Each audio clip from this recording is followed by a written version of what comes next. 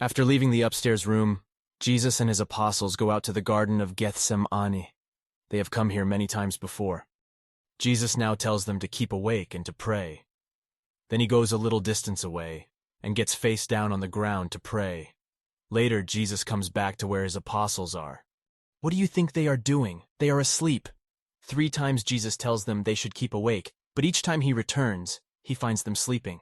How can you sleep at a time like this? Jesus says the last time he comes back. The hour has come for me to be handed over to my enemies. Just at that moment, the noise of a large crowd can be heard. Look, the men are coming with swords and clubs, and they are carrying torches to give them light. When they get closer, someone steps out from the crowd and comes right up to Jesus. He kisses him, as you can see here. The man is Judas Iscariot. Why does he kiss Jesus? Jesus asks, Judas, do you betray me with a kiss? Yes, the kiss is a sign. It lets the men with Judas know that this is Jesus, the man they want. So Jesus' enemies step forward to grab him. But Peter is not going to let them take Jesus without a fight. He pulls out the sword that he has brought along and strikes at the man near him. The sword just misses the man's head and chops off his right ear. But Jesus touches the man's ear and heals it. Jesus tells Peter, return your sword to its place. Don't you think that I can ask my Father for thousands of angels to save me? Yes, he can.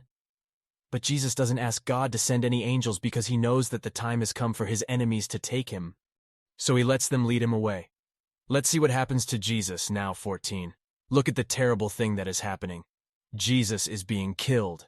They have put him on a stake. Nails are driven into his hands and feet.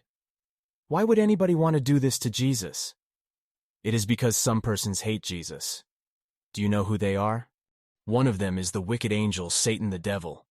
He is the one who was able to get Adam and Eve to disobey Jehovah. And Satan is the one who got the enemies of Jesus to commit this terrible crime. Even before Jesus is nailed here on the stake, his enemies do mean things to him. Remember how they came to the Garden of Gethsemane and took him away? Who were those enemies? Yes, they were the religious leaders. Well, let's see what happens next. When Jesus is taken by the religious leaders, his apostles run away. They leave Jesus alone with his enemies because they become afraid. But the apostles Peter and John do not go very far away. They follow along to see what happens to Jesus. The priests take Jesus to the old man, Annas, who used to be the high priest. The crowd does not stay here long. They next take Jesus to the house of Caiaphas, who is now the high priest. Many religious leaders have gathered at his house. Here at the house of Caiaphas, they have a trial.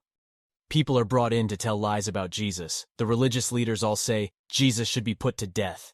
Then they spit in his face and hit him with their fists. While all of this is going on, Peter is outside in the yard. It is a cold night, and so the people make a fire.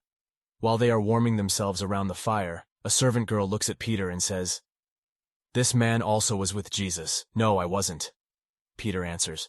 3 times people say to Peter that he was with Jesus, but each time Peter says it is not true. The 3rd time Peter says this, Jesus turns and looks at him. Peter feels very sorry for telling these lies, and he goes away. They take him to Pontius Pilate, the ruler of the district of Judea. "This is a bad man," the priests tell Pilate. "He should be killed." After asking Jesus questions, Pilate says, "I can't see that he has done anything wrong." Then Pilate sends Jesus to Herod Antipas. Herod is the ruler of Galilee, but he is staying in Jerusalem. Herod can't see that Jesus has done anything wrong either, so he sends him back to Pilate. Pilate wants to let Jesus go, but Jesus' enemies want another prisoner to be let go instead. This man is the robber Barabbas. It is now about noon when Pilate brings Jesus outside. He says to the people, "See, your king!" But the chief priests yell, "Take him away! Kill him! Kill him!" So Pilate lets Barabbas go free, and they take Jesus away to be killed. Early Friday afternoon, Jesus is nailed to a stake. You can't see them in the picture, but on each side of Jesus, a criminal is also being put to death on a stake. Shortly before Jesus dies, one of the criminals says to him, "Remember me when you get into your kingdom." And Jesus answers, "I promise you that you will be with me in paradise." Isn't that a wonderful promise? Do you know what paradise Jesus is talking about? Where was the paradise that God made at the beginning? Yes, on earth. And when Jesus rules as king in heaven, he will bring this man back to life to enjoy the new paradise on earth. Can't we be happy about that and weeps?